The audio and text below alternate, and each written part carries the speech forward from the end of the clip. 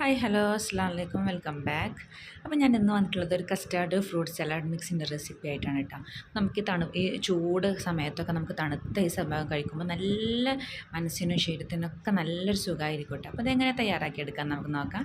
അതിന് വേണ്ടിയിട്ട് ഞാനിത് അവിടെ ഒരു 1/2 ലിറ്റർ പാല് തിളപ്പിക്കാൻ വെച്ചിട്ടുണ്ട് കേട്ടോ. എന്നിട്ട് ഞാനിത് ശേഷം അതിലേക്ക് കുറച്ച് പഞ്ചസാര ഇട്ട് കൊടുത്തിട്ടുണ്ട്. അതിന് മുന്നേ കുറച്ച് പാല് മാറ്റി വെച്ചിട്ട് അതിലേക്ക് നമ്മളെ അളവിനനുസരിച്ച് കസ്റ്റാർഡ് മിക്സ് ചെയ്തിട്ട് അവിടെ വെച്ചിട്ടുണ്ട് കേട്ടോ.